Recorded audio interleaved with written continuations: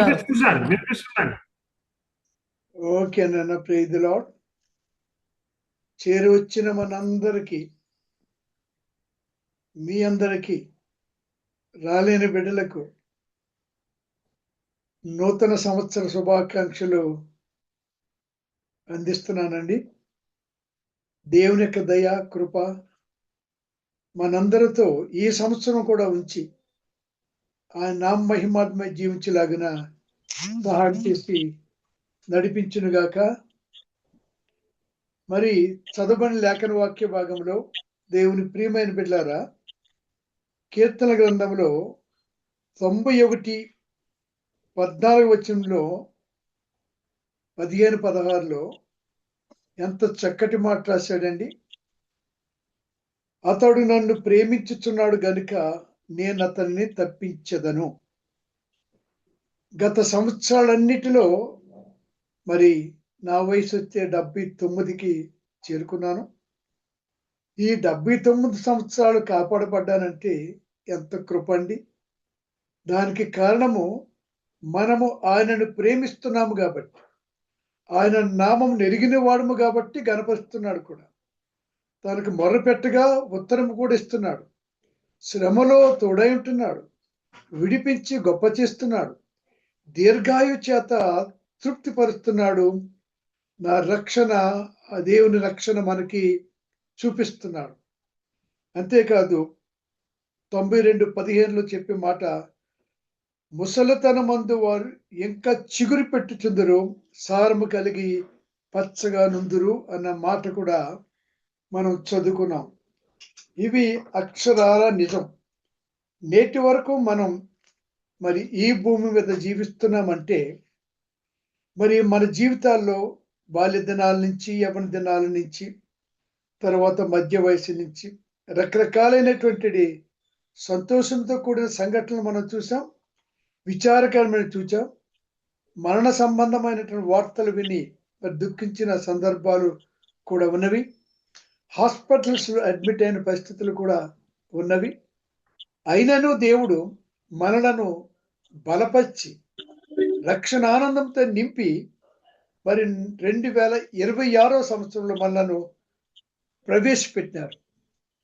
అయితే ఇది వృద్ధుల యొక్క కూడిక కాబట్టి చూడండి, ఈ కూడిక ప్రకారం చూడండి, కీర్తనలు 92:15లో ఏముందని మనం చదువుకున్నట్లే, వారు ముసలితనమందు ఇంకా చిగురు పెట్టుదురు, సారము కలిగి పచ్చగా నుందురు.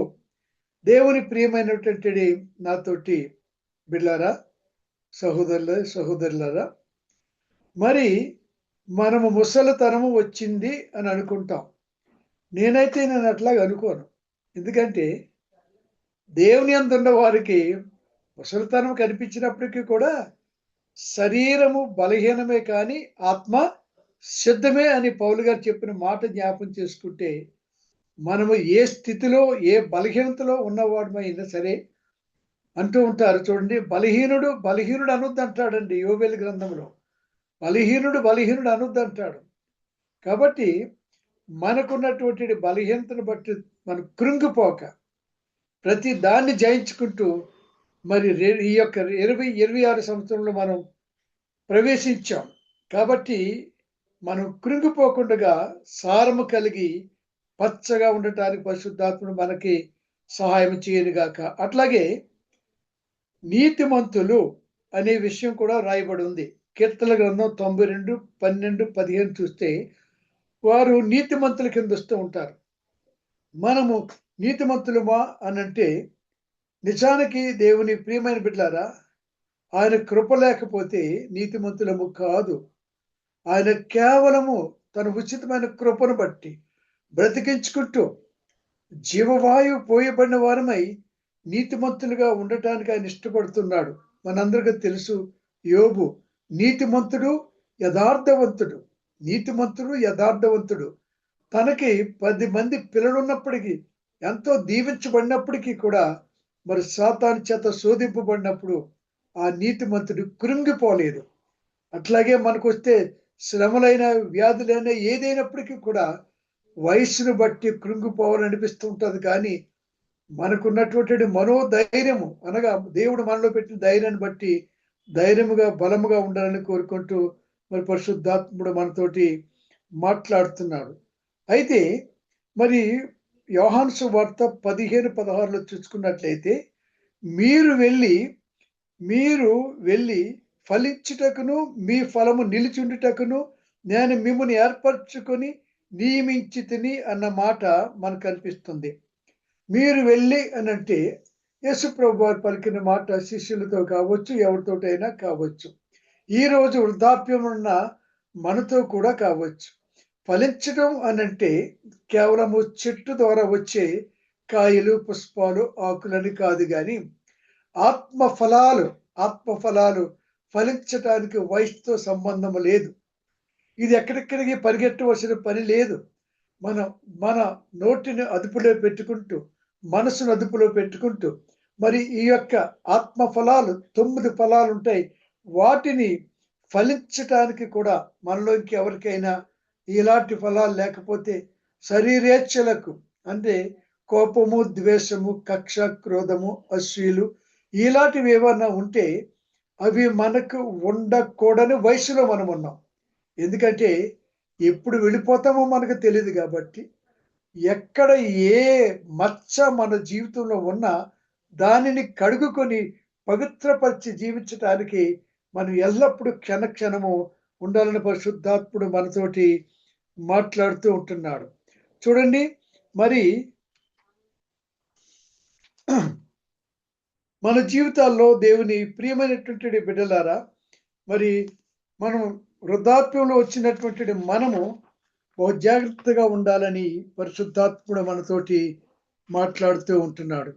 చూడండి, మార్కు సువార్త 4:18-19లో మనం చూసినట్లయితే దేవుని ప్రియమైన బిడ్డలారా, మనకి కనిపించేది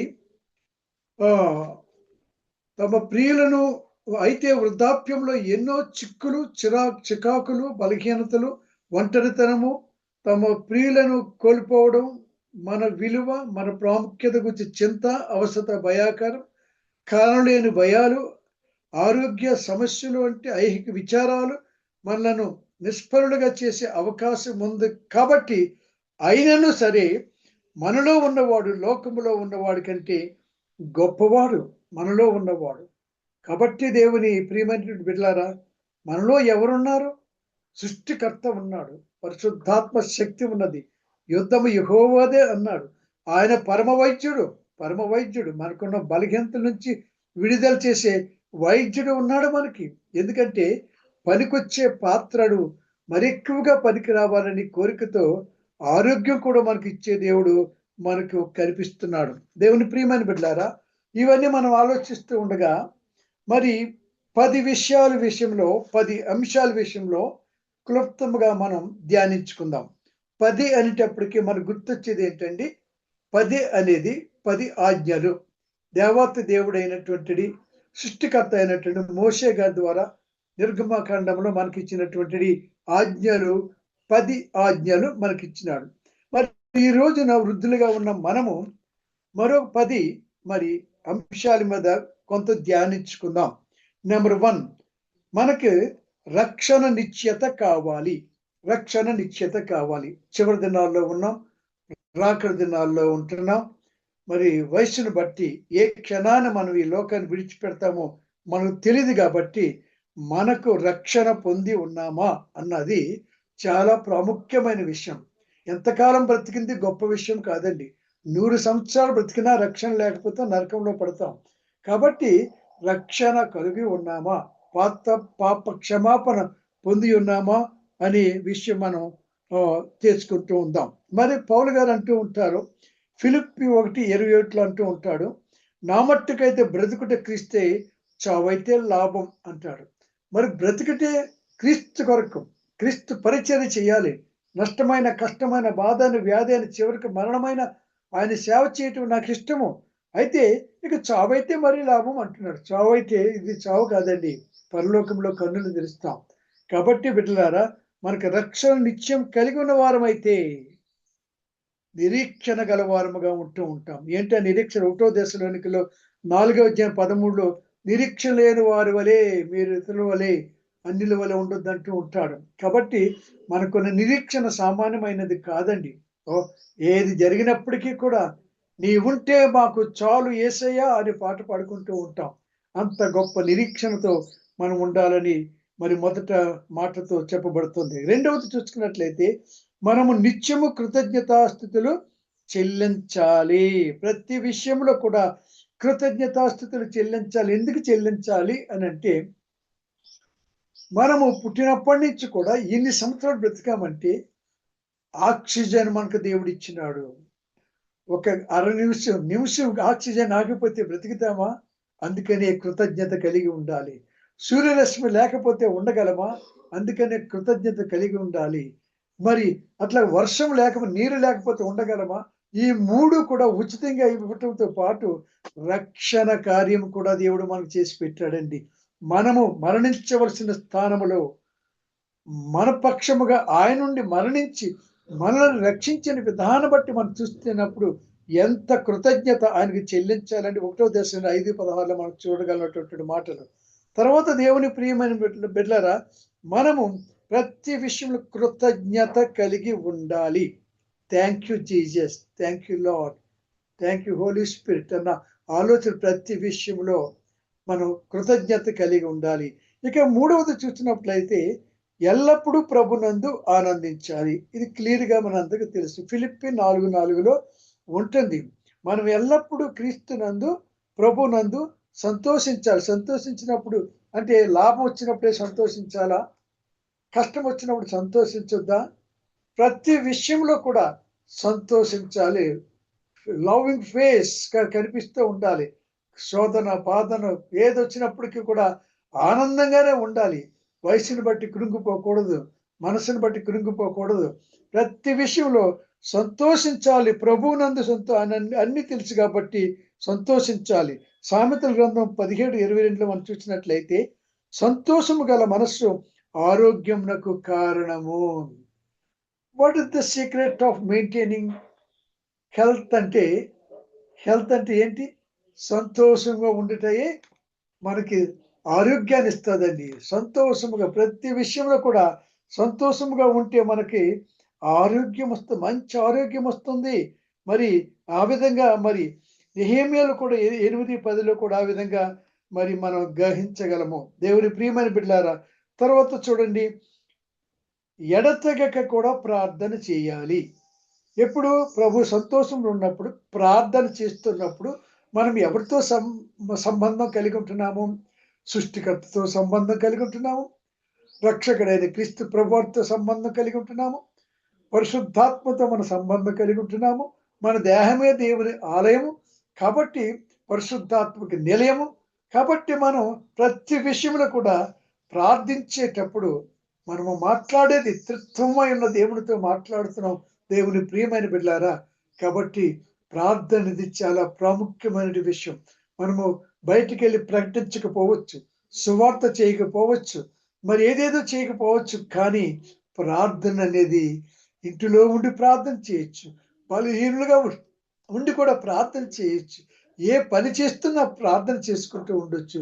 అలాంటి ప్రార్థన అవకాశం మనకి ఈ వృద్ధాప్యంలో దేవుడిచ్చినందుకు దేవుని నామానికి స్తుతి కలగాలని కోరుకుంటున్నాను. ఇక 4వది చూసినట్లయితే ఆయన వాగ్దానాలు ఇచ్చాడండి మనకి. ఆయన వాగ్దానాలు మనకి ఇచ్చినాడు. కొన్ని వాగ్దానాలు ఇచ్చాడు. ఏమేమి వాగ్దానాలు ఇచ్చాడంటే చూడండి, 46:4 చూడండి. యెషయా ఎవరైనా చదవండి. యెషయా గ్రంథం 46:4 వాగ్దానాలు దేవుడు మనకి ఇచ్చాడండి. వాటిని బట్టి మనం ఎప్పుడు కూడా ఎత్తి ప్రార్థిస్తున్న, ఇవి ఇచ్చిన ప్రభువా అని ప్రార్థిస్తూ ఉండాలి. ఎవరైనా చూసారా? 46:4 దానికి సాగిలపడి నమస్కారము చేయుటకై సంచి నుండి బంగారము మెండుగా పోయువారును వెండి తూచువారును దాని దేవతగా నిరూపించవలనని కంసాలకి కూలికి పిలుతురు. వారు భుజం మీద దాన్ని నెక్కించుకొందురు, దాన్ని మోసుకొని పోయి తగిన చోట నిలవబెట్టుదురు. ఆ చోటు విడవబడకుండా మనము దేని గురించి చింతించకుండా మన జీవితాల్లో మరి యెషయా గ్రంథం 46:4 చెప్పినట్లు ప్రార్థించాలి. ఆరోగ్యం ఉన్నది ప్రతి దాని విషయంలో మనము వాగ్దానాలు, ఎన్నెన్నో వాగ్దానాలు ఇచ్చాడు. ఈ సంవత్సరం వాగ్దానాలు మనకి ఎన్నెన్ని వాగ్దానాలు వచ్చాయండి? మనకు వచ్చిన వాగ్దానాలు మనం నమ్ముతున్నామా? వాటిలో జీవించడానికి మనం ఇష్టపడుతున్నామా? మనము గనక ఆయన ఇచ్చిన వాగ్దానాలని మరి ఖచ్చితంగా మనం చూసినట్లయితే, దేవుని ప్రియమైన బిడ్డలారా, మనం తప్పనిసరిగా వాటిని పొందుకుంటాం, అనుభవిస్తాం, సంతోషిస్తాం, ఆనందిస్తాం. కాబట్టి ఆ వాగ్దానాలు మనం నమ్మి ప్రార్థించాలి. తర్వాత దేవుని ప్రియమైన బిడ్డలారా, 5వ మాట ఏంటంటే, వాక్యము ధ్యానించాలి. ఈ వయసులో కూడా ధ్యానించాలని, కంఠస్థం కూడా చేయాలని, అప్పుడు మనకంట జ్ఞాపన శక్తి పెరుగుతుందంట. అందుకే మన కీర్తన గ్రంథం 1వ అధ్యాయము 2, 3 ఏముందండి? ఏముందండి? వాక్యము ధ్యానించు, దివారాత్రము ధ్యానించు ఆనందించువాడు ధన్యుడు అని అక్కడ ఒక మాట మనకు చెప్పబడుతుందండి 1వ కీర్తనలో. దుష్టులు ఆలోచించి చెప్పున్నాడు, ఒక పాపుల మార్గం నిలువక అపహాసులు కూర్చుని చోట కూర్చుని యెహోవా ధర్మశాస్త్రం మందు ఆనందించుచు దివారాత్రము దాన్ని ధ్యానించేవాడు ధన్యుడని చెప్పబడుతుంది. కాబట్టి అది మనం ఈ వాక్యం చదువుటి అందు నిర్లక్ష్యం చేయకుండా ఉందామని. అట్లాగే 6, దేనిని గూర్చి చింతపడకుడి, చింతించకడి. ఇది 6వ మాట అండి. చూడండి, ఫిలిప్పీ 4వ అధ్యాయము 5 వచ్చిన 7 వచ్చిన వరకు చూస్తే, దేని గురించి చింతించకడి అంటున్నాడు. చింత యావత్తు ఆయన మీద మనకు వేయాలి. చింత లేని వారు ఎవరు ఉండరు.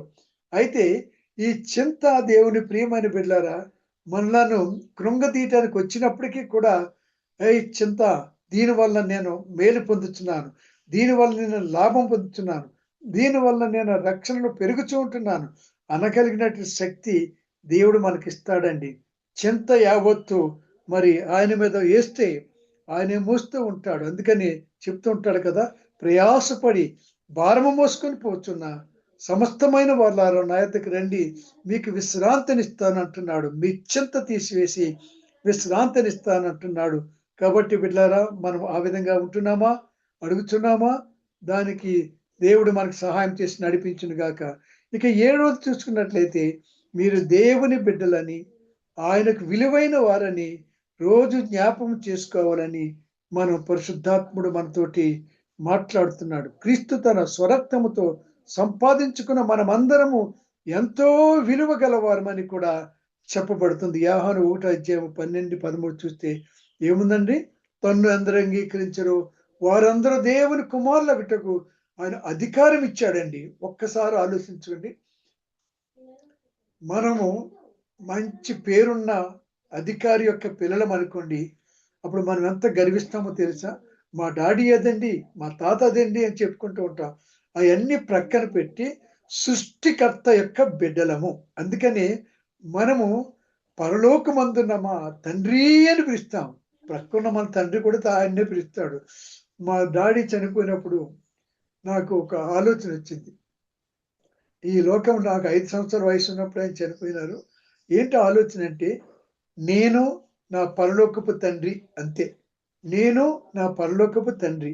ఎప్పుడైతే ఆ మాట పలికానో, నా జీవిత కాలం అంతా కూడా ఆయన తండ్రిగా ఉండి నిన్ను కాపాడువాడు కునుకడు నిద్రపోడన్నట్లు వాక్య ప్రకారము ఆయన తండ్రిగా ఉండి మనలను నడిపిస్తూ ఉన్నాడు దేవుని ప్రియమైన బిడ్డలారా. కాబట్టి మనం దేవుని బిడ్డలము కాబట్టి ప్రతిరోజు ఆయనని జ్ఞాపం చేసుకుంటూ, ఆయన విషయంలో స్తుతి చెల్లించుకుంటూ మనం జీవించాలని పరిశుద్ధాత్ముడు మనతోటి మాట్లాడుతూ ఉంటున్నాడు. ఇక 8 చూసినట్లయితే, ఇతరులను క్షమించాలి. ఇతరులను మనము క్షమించాలి. ఎందుకు క్షమించాలి? అదే మత్తయి సువార్త 6:14 చూసినట్లయితే, మనుష్యులు అపరాధములను మీరు క్షమించిన యెడల మీ పరలోకపు తండ్రియు మీ అపరాధములను క్షమించును. ఇక్కడ చూడండి, మనము దేవుని ప్రియమైన బిడ్డలారా, ఎంతో మందితోటి కొందరు మాట్లాడరు, క్షమించరు. వాడి ముఖం చూడటానికి ఇష్టపడరు, వారి స్వరం వినటానికి ఇష్టపడరు. బంధువుల్లోనే, అన్నదమ్ముల్లోనే, అక్క చెల్లెల్లోనే, మరి సంఘంలో కూడా ఇలాంటి వారు మనకు కనిపిస్తూనే ఉంటారు. క్షమించే అవకాశం వచ్చినప్పుడు కూడా క్షమించరు. అయితే మనము వారిని క్షమించకపోతే మనలను కూడా పరమ తండ్రి క్షమించడు. మన జీవితం బట్టి ఆధారపడి ఉంటుంది దేవుని ప్రియమైన బిడ్డలారా. మన క్యారెక్టర్ని బట్టి దేవుడు మనం చూస్తూ ఉంటాడు.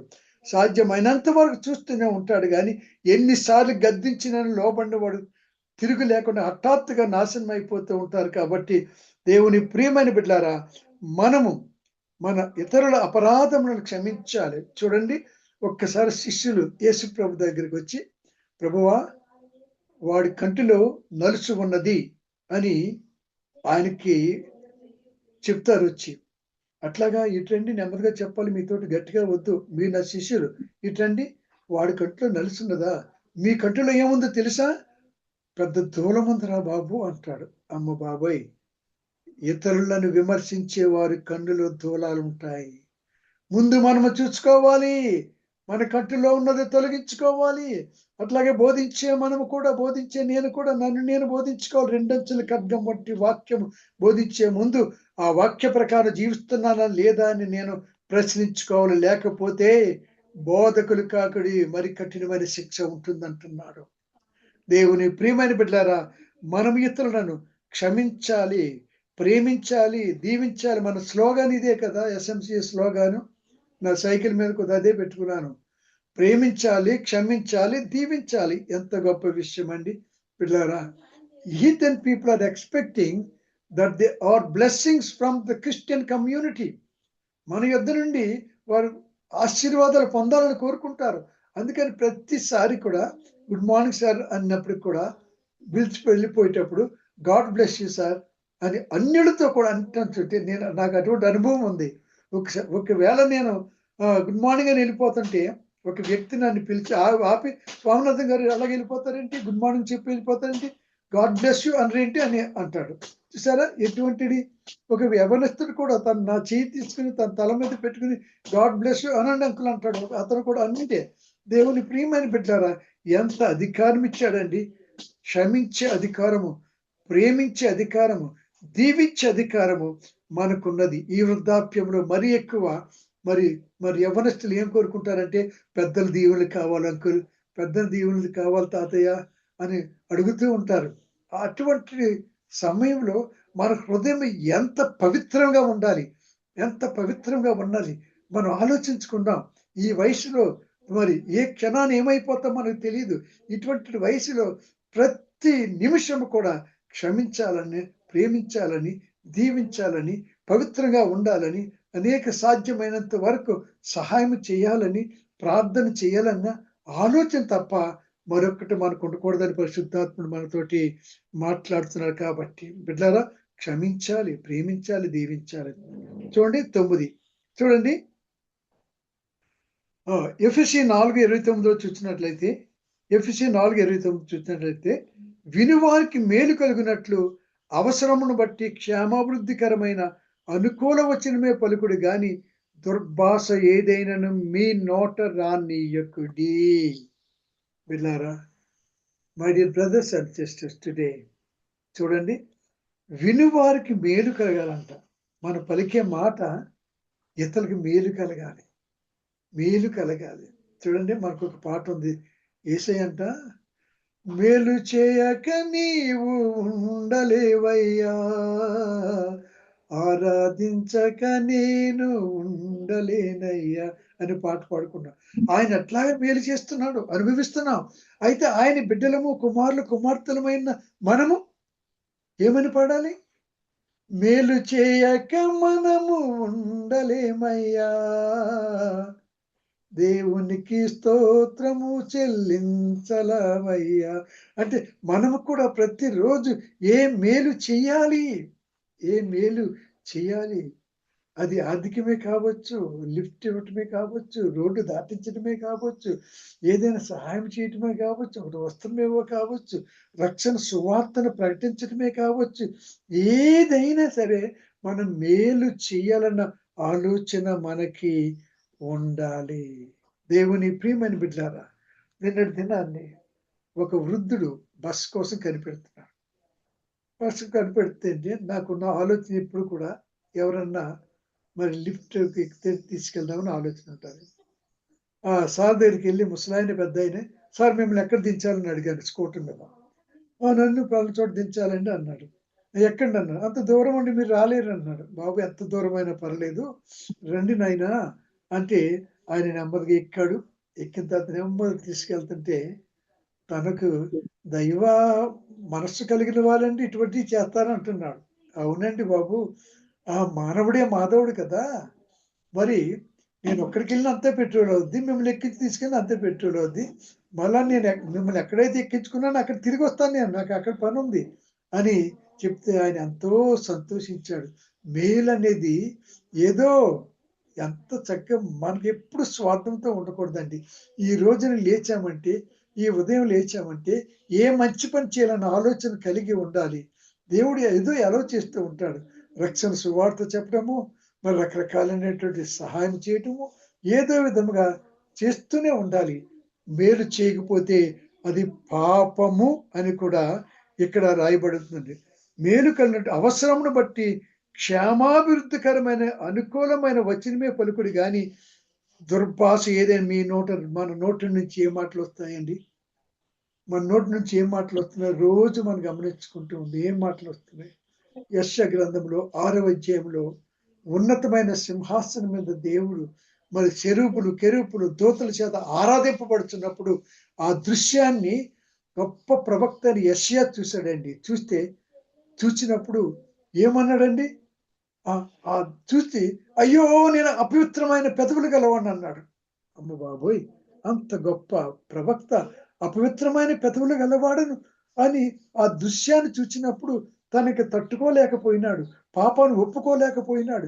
కొందరు వాక్యం విన్న తర్వాత పాపాలు ఒప్పుకోవాలి. నేను ఒకసారి గ్రాడ్యుయేషన్ చేస్తున్న దినాల్లో ఒక సేవకుడు వాక్యం చెప్తుంటే నా కళ్ళంట నీళ్లు కారిపోతున్నాయి ఒకసారి. ఎందుకు ఇట్లా కారిపోతున్నాయి? నేను మంచివాడిని అనుకుంటున్నాను. అందరూ నన్ను మంచివాడు అనుకుంటున్నారు కానీ రహస్యము నా జీవితం సరైనది కాదు ప్రభా అని ఒప్పుకొని కన్నీరు కారుతుంటుంటే దేవుని ప్రియమైన బిడ్డలారా నాలో ఉన్న బరువంతా వెళ్ళిపోయిందండి. ఒప్పుకొని దైవ సేవకుని చేత ప్రార్థన చేసుకుంటే నా మనసంతా బరువు అంతా పోయింది. తేలికైపోయాను. అప్పటి నుంచి దేవుని ప్రియమైన బిడ్డలారా దేవుని కుమారుని అయిపోయినాను. అప్పటి వరకు ఆయా మాటలు చేస్తూ నోటి మాటలు పలుకుతూ మరి పాడైపోయేవాడిని. అటువంటి బిడ్డను రక్షించుకున్నాడు. మరి ఇక్కడ పెద్ద ప్రవక్త అంటున్నాడు, అపవిత్రమైన పెదవులు గలవాడను నన్ను కడుగమంటాడు. దేవుని ప్రియమైన బిడ్డారా, దేవుడు అక్కడ దూతను పంపించి ఒక ఎర్రటి రోడ్డు పంపించి ఆ పెదవులకు తగిలించినాడండి. ఎర్రది nothing but the blood of Jesus Christ has to clean our sins. దేవుని ప్రియమైన బిడ్డారా, అప్పుడు అంటాడు దేవుడు, ఎవరు పోతారు? అనేక మంది నశించిపోతున్నారే. చీకటిలో ఉన్నవారు చాలా మంది ఉన్నారే. సత్యం అంటే తెలియని వారు ఉన్నారే. జ్ఞానం లేని వారు ఉన్నారే. వారందరికీ ఎవరు వెళ్తారు అని అంటే అప్పుడు అంటాడు యెషయా ప్రవక్త, అయ్యా నేను వెళ్తాను. నేను ఇప్పుడు పవిత్రుడను. నేను పవిత్రుడిని కాబట్టే నేను వెళ్తాను. అపవిత్రుడు వెళ్ళటానికి వీలు లేదు. దేవుళ్ళు లేని వాళ్ళు కూడా సేవ చేయటానికి వీలు లేదు. దేవుని ప్రియమైన బిడ్డలారా, అతడు సేవకి వెళ్తాను ఒప్పుకున్నాడు. పెదవులు పవిత్రపరచబడిన తర్వాత మన పెదవులు ఏ మాటలు మాట్లాడుతున్నాయి, దినదినము ఏ పాటలు పాడుతున్నారు, ఎవరు దూషిస్తున్నాం, ఎవరికి మరి నాశనం అవ్వాలని అనుకుంటున్నాం. నో, మన నోటి నుంచి ఎప్పుడు కూడా దేవుని క్షేమాభివృద్ధి కలిగే అనుకూలమైన పలుకులే పలకాలి కానీ దుర్భాషలు కూడా వద్దండి. బూతులు వద్దండి. బూతులు మాట్లాడేది అన్యులు మాట్లాడుతూ, దేవుళ్ళు లేని వారు మాట్లాడుతూ ఉంటారు. మన మాటలు బహు జాగ్రత్తగా ఉండాలని ఎఫెసీ 4:29 స్పష్టంగా చెప్తున్నాడండి. దేవుని ప్రియమైన బిడ్డలారా, మనము పలికిన మాటలు చాలా గుర్తుండిపోతాయి. అట్లాగే పనులు గుర్తుండకపోవచ్చు కానీ మనం పలికినది మంచి మాట అయినా చెడ్డ మాట అయినా గుర్తుండిపోద్దాం. కాబట్టి బహు జాగ్రత్తగా మనం మాట్లాడాలని పరిశుద్ధాత్ముడు మనతోటి మాట్లాడుతున్నాడు. ఈ తర్వాత చూడండి, చివరిగా 10th పాయింట్, దేవుని యథార్థతను ఆయన పరిశుద్ధతను ప్రసిద్ధి చేయటానికి ఫలించాలి. 92:15 ఉందండి. కీర్తనలో 92:15 ఫలించాలి. ఎందులో? దేవుని యథార్థతను ఆయన పరిశుద్ధతను ప్రసిద్ధి చేయటానికి. మనం బ్రతికేది ఎందుకోసం బ్రతకాలి? ఎందుకోసం బ్రతకాలి? ఒక యవ్వనస్తున్నాడు, మనందరికీ తెలుసు. ఆ సంవత్సరం పంట చాలా బాగా పండిందంట. అదంతా కోసి గాదుల్లో పోసి ఈజీ చైర్ వేసుకుని ఎవరితో మాట్లాడుతున్నాడండి అక్కడ? తన ప్రాణముతోటే మాట్లాడుతున్నాడు. నా ప్రాణమా తినుము, త్రాగము, సుఖించుము, ఏండ్ల కొలత సరిపోయి విస్తారమైనటువంటి పంట పండి ఉన్నది అని తనలో మనస్సుతోటి అనుకుంటున్నాడు. దేవుని ప్రియమైనటువంటి బిడ్డలారా, ఎందుకోసం బ్రతకాలి అనుకోవట్లేదు. ఎందుకోసం బ్రతకాలి? నిజంగా దేవుని నామాన్ని ప్రసిద్ధి చేయటానికి, ప్రకటించడానికి బ్రతకాలి. కానీ కానా పేనా మజా కానా మై డియర్ బ్రదర్స్, మన జీవితాల్లో మనము బ్రతికి ఉన్నాము అని అంటే మన ఆస్తి మనం తినటానికని కాదు. ఆ ఆస్తిలో కొంత పేదలకు ఎవరికైనా ఇవ్వాలన్న ఆలోచన అతనికి వచ్చుంటే ఎంత బాగుండు. పేదలకు సహాయం చేయవాడు దేవునికి అప్పిచ్చేవాడంట. అమ్మ బాబోయ్, ఎంత గొప్ప విషయం అండి. ఎవరు పేదలకైనా ఇంత కొంత ఇస్తే యెహోవాకు అప్పిచ్చేవాడంట. అప్పిచ్చితే తెచ్చకుండా ఉంటాడా ఆయన? ఎంత గొప్ప జీవితము. దేవుని ప్రియమైన బిడ్డలారా, మన జీవితాల్లో యథార్థత, పరిశుద్ధత చేయటానికి మనం ఫలించాలి. 92:15 కీర్తనలో ఉన్న ప్రకారం మనం ఫలించాలి. ఈ 10 సూచనలు ఈ వయసులో ఉన్న మనకి ఎంత ఉపయోగపడతాయండి, ఎంత ఆదరణ కలిగిస్తాయండి. దేవుని ప్రియమైన బిడ్డలారా, ఈ నూతన సంవత్సరంలో, పోయిన సంవత్సరంలో ఎలాంటి క్యారెక్టర్స్ మనలో లేకపోతే ఈ సంవత్సరంలో వాటిని పాటించటానికి నిశ్చయించుకుందామా? మన జీవితం ఇప్పుడు అంతమైపోతుందో తెలియదు. వయసుని బట్టి చూస్తే పరదేశులము ప్రియులారా మన పురమిది కాదిప్పుడు అన్న పాట జ్ఞాపకం వస్తుంది. మన వయసును చూస్తే ఆయన రాకడ జ్ఞాపం చేసుకుంటే, యేసు రాజుగా వచ్చుచున్నాడు, భూలోకమంతా తెలుసుకుంటానని పాట గుర్తు రావటం లేదా బిడ్డలారా? ఈ రెండు అతి త్వరగా జరగనై ఉన్నది. కాబట్టి మనలో ఇంకా ఎవరైనా రక్షణ అనుభవం పొంది వారి పేర్లు జీవగ్రంథంలో లిఖించబడి ఉండకపోతే నేడే అనుకూలమైన సమయము. రేపేమి సంభవిస్తుందో మనకి తెలియదు. కొంతసేపు కనబడి అంతలోనే మాయమయ్యే ఆవిరి వంటిదిరా మన జీవితం. లోకాన కాదేది శాశ్వతం. My dear brothers and sisters, మన జీవితాల్లో ఈ 10 కూడా అవలంబించి పాటిస్తే చూడండి, కీర్తన గ్రంథం 90లో చదువుకున్నాం కదా, 91లో చదువుకున్నాం కదా, 14 నుంచి. అతడు నన్ను ప్రేమించుచున్నాడు గనుక నేను అతన్ని తప్పించదను, అతడు నా నామం నెరిగిన వాడు గనుక నేను అతన్ని గనపరిచదను, అతడు నాకు మొరపెట్టగా నేను అతనికి ఉత్తరం ఇచ్చేదను, శ్రమలో నేను అతనికి తోడై ఉండేదను, అతను విడిపించి అతను గొప్ప చేసేదను, దీర్ఘాయువు చేత అతనిని తృప్తిపరచదను, నా రక్షణ అతనికి చూపించదను. మన ప్రభు నమ్ముకున్నది కేవలం ఎందుకు తెలుసు కదా? రక్షణ చూడటానికి.